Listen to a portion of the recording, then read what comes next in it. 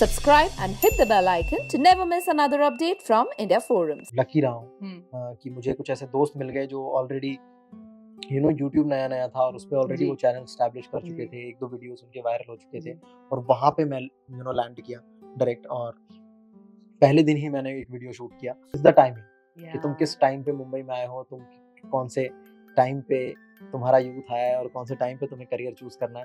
So all that timing work very well. Main मकसद ये है कि हाँ मतलब उस चीज से काम इफेक्ट नहीं होना चाहिए। काम ऐसा है कि वो प्रोफेशन है, वो मेरा घर चलाता है, उससे मेरी रोजी रोटी आती है। बिल्कुल। तो वो दोनों चीजें अलग रखता हूँ। ठीक है, अप्रिशिएशन को कुछ टाइम तक एंजॉय करता हूँ कि हाँ चलो मतलब वो एक एक रिलीफ वाली। आई थिंक काम स्टार्ट करना बड़ा डिफिकल्ट होता है। अगर आप बाहर से आते हो तो आपको कोई जानता नहीं है, तो वो आप किसी भी इंडस्ट्री में होगे तो आपको प्रॉब्लम होगी। जब वैसे तो मुंबई की बारिश ने आज दिन की शुरुआत का ही इंटरवल कर दिया, पर अभी जिस शख्स से मैं मिल रही हूँ उनको मिलने के बाद आई एम श्योर सब कुछ शुभ और मंगल ही होगा।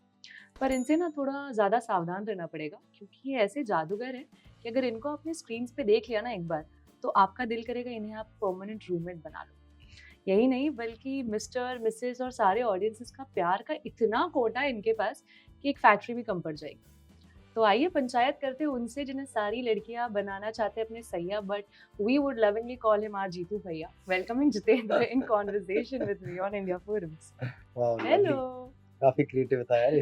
पहले मुझे लगा कि शुरुआत का इंटरव्यू मेरी फिल्म का नाम है। हाँ। तो मैं बोलने वाला था, फिर मुझे पता चला कि वो फिल्मों के नाम लेके कुछ इंट्रो किया जा रहा है।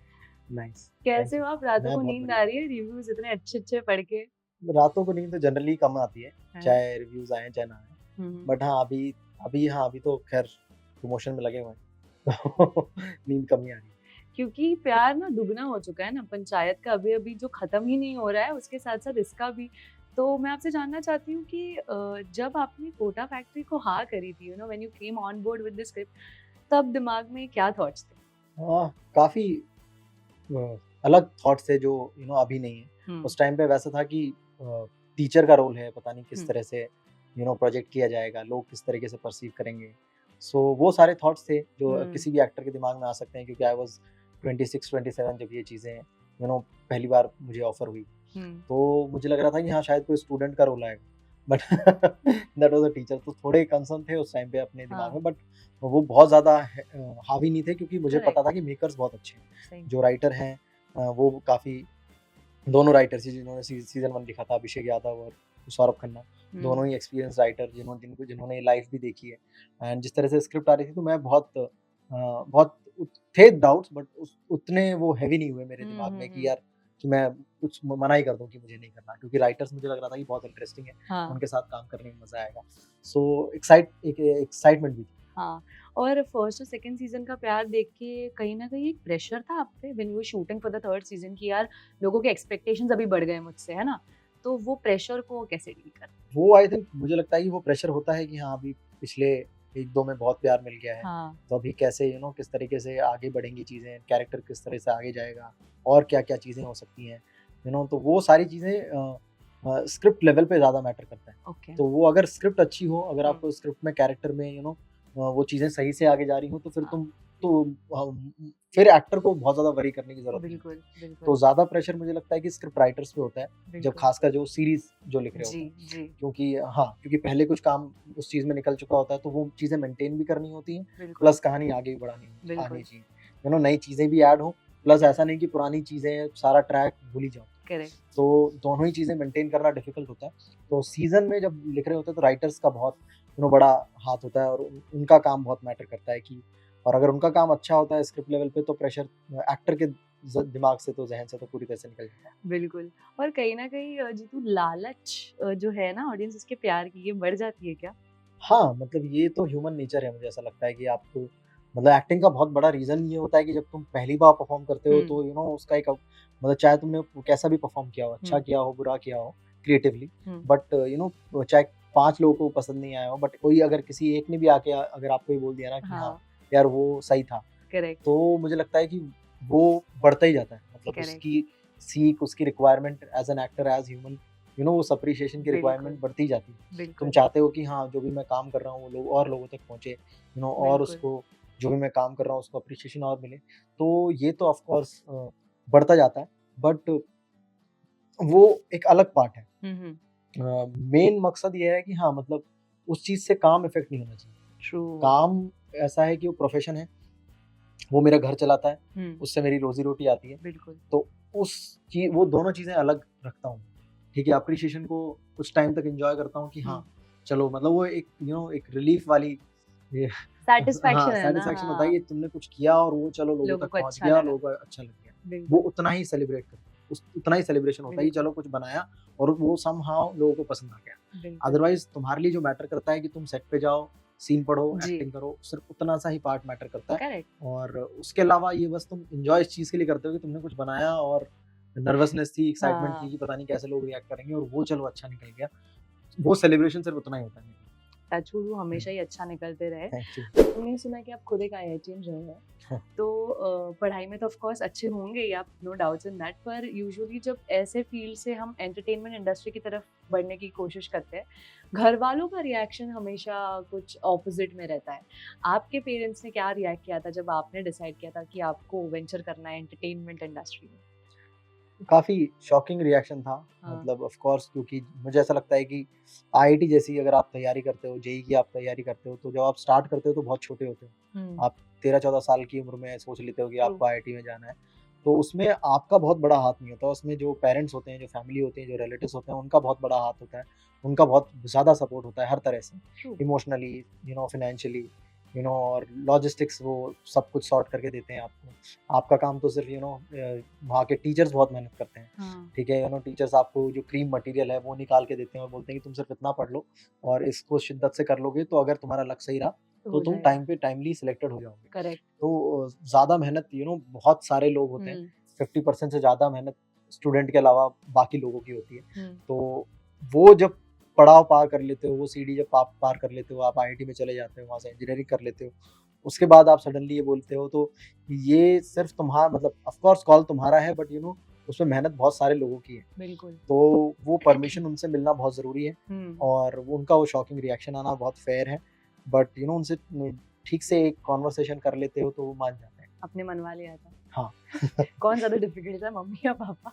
नहीं, आई थिंक मम्मी तो चिल थी। हाँ, पापा को थोड़ा स्ट्रेस था, वो तो ज़्यादा कंसर्न थे कि पता नहीं, जी, क्योंकि ये बहुत हम डरते ही उन चीज़ों से जो थोड़ी एलियन होती हैं हमारे लिए। बिल्कुल। तो इस फील्ड के बारे में हमें कोई आइडिया नहीं था, ना मुझे आइडिया था और ना पापा को आइडिया था। तो जब आइडिया ही नहीं है तो फिर तुम क्या, तो वो फ़ियर तुम्हारे ज़्यादा होते हैं एलियन बिल्कुल। चीज़ को लेके। बट ऑफ कोर्स कुछ दोस्त थे यहाँ पे, एंड यूट्यूब नया-नया था हाँ, और वहाँ पे चीज़ें बन रही थी, तो कुछ एक मेरे पास था कि हाँ मतलब मैं कुछ जल्दी जाके कुछ एक काम, एक परफॉर्मेंस ये लोग देख सकते हैं। तो शायद उससे ही मुझे पता चले, उससे ही मुझे रियलिटी चेक मिलेगा और उसी रियलिटी चेक से शायद इनको थोड़ा सैटिस्फैक्शन विश्वास हो मिलेगा। जाएगा हाँ, कि हाँ। हाँ, और कोई ज़रिया नहीं था और कोई तरीका नहीं था, एंड आई एम थैंकफुल कि उस टाइम पे यूट्यूब था और स्केचेस आ पाए और जी, वो काम जो बहुत जल्दी बाहर जी, निकल के आ पाया, एंड मैं यहाँ आज बैठा हूँ। एब्सोल्युटली। ऑल्सो स्कूल टाइम की अगर बात की जाए, स्कूल और कॉलेजेस में यूजुअली 10th और 12th में ना पेरेंट्स से ज़्यादा रिलेटिव्स को चिंता होती थी कि आपके मार्क्स कितने आए। तो ऐसा जब डिसीजन आप, जैसे मैं I am from a science background, और जब मैंने बोला कि मुझे मीडिया करना है तो सेम था, है ना, कि यार क्या कर रही है लड़की, रिलेटिव्स बहुत ज़्यादा कंसर्न थे। But then when you start doing good ना, वही रिलेटिव्स का परसेप्शन चेंज होते हुए भी हमने देखा है। क्या आपने देखा है वैसे? समहाउ आई नो ये काफ़ी ये होता है और काफ़ी क्लीशे है ये, क्योंकि हाँ, रिलेटिव्स पहले कुछ और बोलते हैं, फिर होता है। थैंकफुली मतलब जो भी मेरे रिलेटिव थे वो through out in the journey मेरे साथ रहे थे, नॉट इवन एक्टिंग वाला। वो वाओ, जब से आईआईटी की तैयारी स्टार्ट की थी तब से वो कंसर्न थे, वंडरफुल। कहाँ रहेगा, कैसे रहेगा, एंड कहीं न कहीं सबका वो सपोर्ट और वो एम थे कि घर से कोई आईआईटी में सेलेक्ट हो जाए। क्योंकि सब ने कहीं न कहीं उस तरह की मेहनत की थी, एंड बिल्कुल, कहीं न कहीं उस पड़ाव तक वो पड़ाव क्लियर किसी ने किया नहीं था। ट्रू, तो सभी लोग का था कि घर से कोई ऐसा कोई आईआईटीएन हो। हाँ, निकल जाए किसी का किसी की मेहनत सक्सेसफुल हो जाए। तो वो कहीं न कहीं सबके एम थे शुरू से ही। तो जितने भी रिलेटिव्स हैं मुझसे कहीं न कहीं पॉजिटिवली कनेक्टेड थे और थ्रू आउट उनका सपोर्ट रहा थोड़े थैंकफुली। मुझे भी दे दो यार। ऐसा देखा जाए तो you are complete an outsider in this industry, है ना, कोई गॉडफादर नहीं, कोई कॉन्टैक्ट्स नहीं, जो किया सब खुद की मेहनत पे किया है। तो मैं आपसे ये जानना चाहूंगी, एज अ आउटसाइडर सबसे ज्यादा डिफिकल्ट चीज क्या होती है यहाँ पे? आई थिंक काम स्टार्ट करना बड़ा डिफिकल्ट होता है। हम्म, अगर आप बाहर से आते हो तो आपको कोई जानता नहीं है, तो वो आप किसी भी इंडस्ट्री में होगे तो आपको हम्म, प्रॉब्लम होगी जब भी आप कोई नया काम शुरू कर रहे हो या किसी करेक्ट, नई इंडस्ट्री में आप कदम रख रहे हो, तो वो किसी भी इंडस्ट्री की पर बात कर लें बिल्कुल, उसको प्रॉब्लम होगी। तो सेम प्रॉब्लम मुझे लगता है यहाँ पे भी है हम्म, कि कहाँ पे जाएँ, कहाँ पे ऑडिशन दें, किससे मिलें, हम्म, किससे बात करें, कौन सी चीज़ ऑथेंटिक है, कौन सी चीज़ ऑथेंटिक नहीं है। हम्म, तो ये सारे कंसर्न, ये सारे डाउट्स रहते हैं तुम्हारे दिमाग में।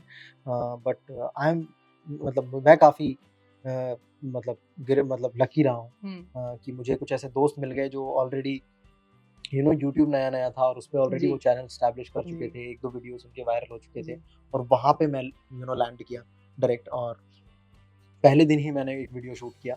सो वो सारी चीज़ें हुई हम्म, समहाउ तो बहुत ज़्यादा क्रेडिट आई थिंक जो टाइमिंग है उसको मैं देता हूँ कि बिल्कुल, यूट्यूब वाली टाइमिंग थी उस टाइम पे हम लोग पहले लोग थे। बिल्कुल, हम लोग पहले लोग थे जिन्होंने यूट्यूब पे एंटरटेनमेंट वीडियोज़ बनाना या एंटरटेनमेंट कंटेंट बनाना चालू किया एंड पहली वेब सीरीज़ बनाई कंट्री की पहली बड़ी हिट वेब सीरीज़ आई हमारे यहाँ से। सो वो इट्स द टाइमिंग कि या तुम किस टाइम पे मुंबई में आए हो, तुम कौन से टाइम पे तुम्हारा यूथ आया है और कौन से टाइम पे तुम्हें करियर चूज़ करना है। So all that timing worked very well with absolutely, for me but for any outsider in any industry हाँ जी, in this whole world और हम्म, planet मुझे लगता है सबसे बड़ी दिक्कत वही होती है कि हाँ कहाँ मिलना है, कहाँ किससे मिलना है, क्या कहाँ जाके अपना काम दिखाओगे। करेक्ट, बट आई थिंक थोड़ा सा डिजिटल ने ये चेंज किया है कि आप अपना अपना टैलेंट या अपनी बातें घर बैठे रख सकते हो। आज बिल्कुल, हम उस ज़माने में बैठे हैं, बिल्कुल, जहाँ पे आप जस्ट अपना तुम्हें एक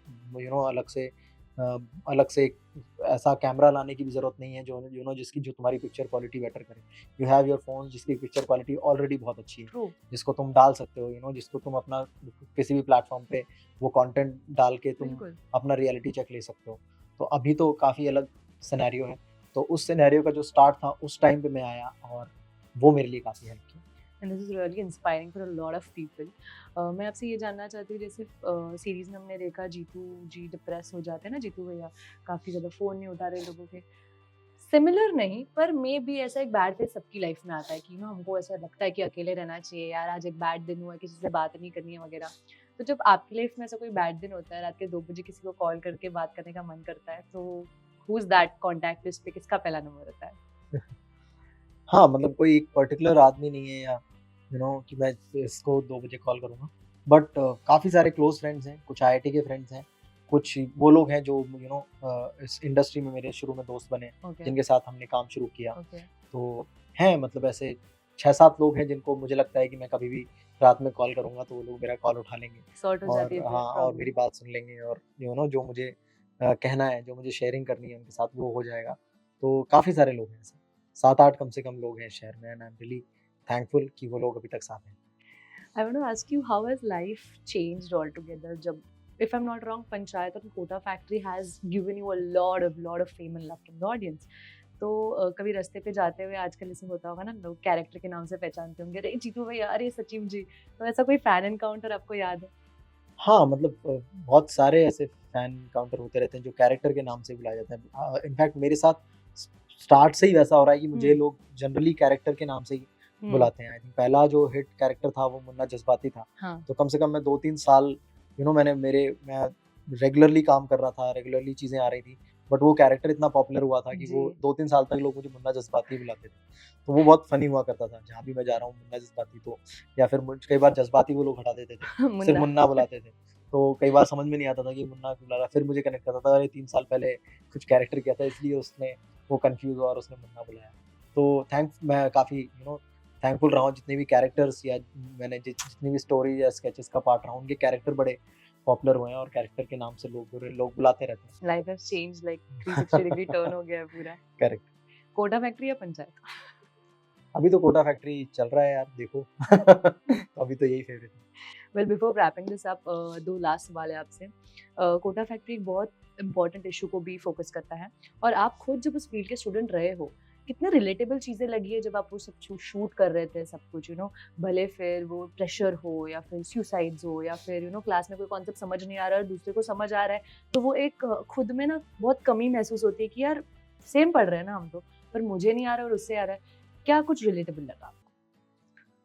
आई थिंक सभी कुछ क्योंकि मुझे लगता है कि जो पूरा शो है वो ऐसे लोगों ने लिखा है जो उस लाइफ से गुजर चुके हैं। गुजरा है।